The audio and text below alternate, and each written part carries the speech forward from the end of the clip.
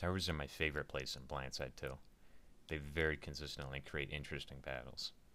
I just want to start out by saying that in spite of any criticisms I have, the level designers have done an amazing job improving the tower in Game Update 2. However, I think we can make the tower even better. It's important to remember that the level designers had to make most of the structures before closed beta even started, before we even knew how the game would be played, which is a daunting task. So this is an attempt to give some very specific feedback based on live gameplay. I will be breaking down the elements that drive tower battles and offering improvements for each of them.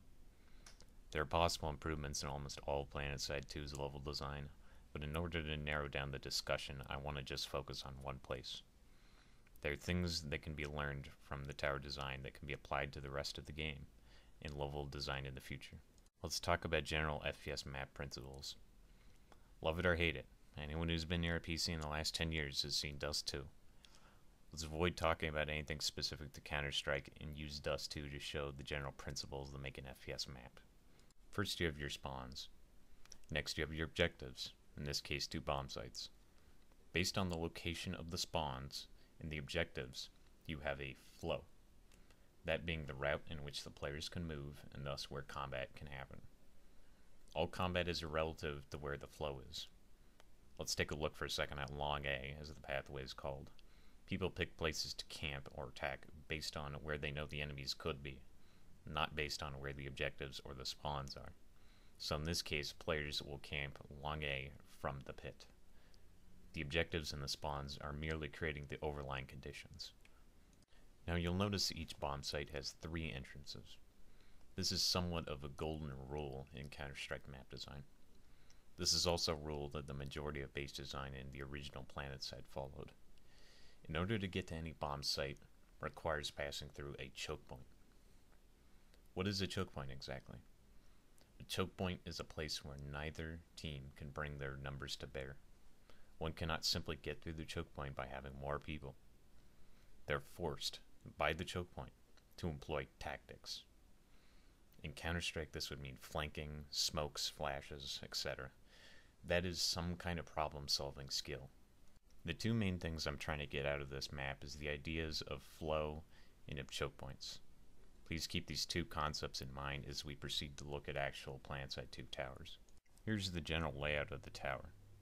There's more to the tower than this, but these 3 levels are the really critical playing field. Game Update 2 added a few walls in here, but the general layout of the tower is the same. Now, we can get a general idea of what the flow is like by drawing a line between where the attackers and the defenders will be spawning from. Now that we have the flow drawn, let's look at the choke points. As you can see, obviously the door connecting the vehicle bay and the second floor is a choke point. This other choke point here is a little less intuitive, but you'll find the attackers trying to set up a camp in this location every tower battle. Controlling this corner means preventing the defenders moving inside the tower. You'll notice that the flow bears no relationship to the objective at all. Almost no tower battles ever have a fight over the interior objective. What really matters in gaining the upper hand in a tower battle is seizing the choke points and then camping. Now a lot of this is due to the capture system and the spawn mechanics, which I don't want to get into in this video. But I think almost everybody wants the combat to be more based around the objectives rather than the spawns. The problem in this specific case is the location of the capture point. You'll notice that it's well out of the way of the flow battle.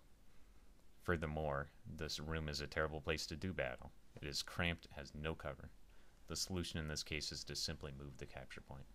This would require a dramatic redesign of the second floor.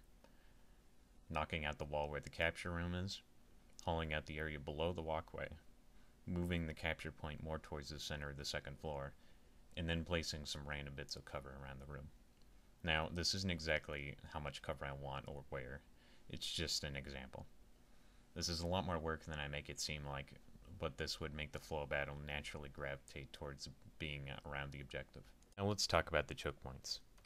In a well-designed map, the same choke point provides advantage to either team. They don't discriminate. Both teams can utilize the same choke point. This forces both sides to use the same tactical skills and not just rely on something like map advantage. With all the current choke points in the towers, this isn't true. This choke point here only serves the defender, as their flow towards battle leads them directly into this spot almost immediately. This choke point only serves the attacker. The defender has absolutely no point in moving out this way. Controlling this choke can only aid the attackers, and losing it can only hurt the defenders. First off, let's just do away with this choke point. Close these doors off. To help defenders move to where the doors used to let them, add a jump pad in here so that they can go back up and around at this door.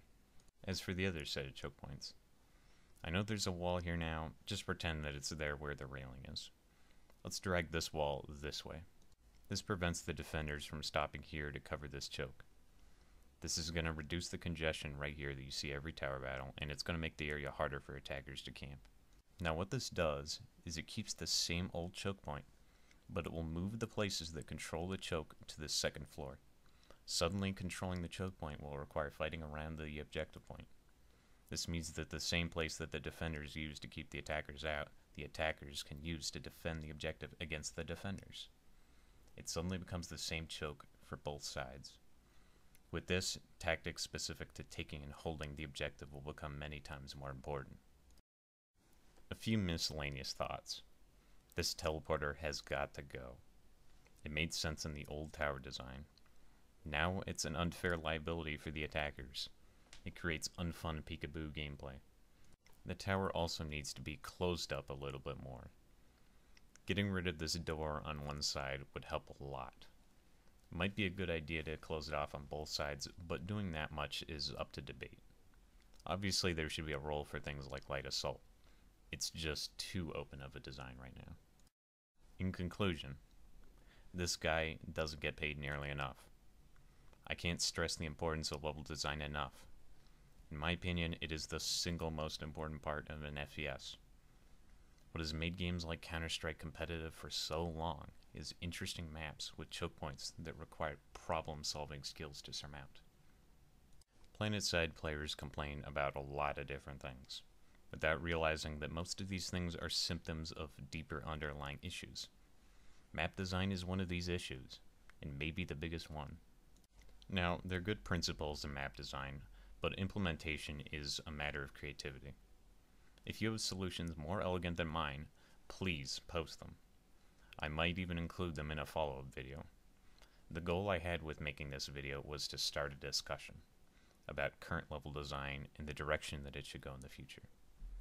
Thank you for taking the time to listen, and please make your own thoughts on this subject heard.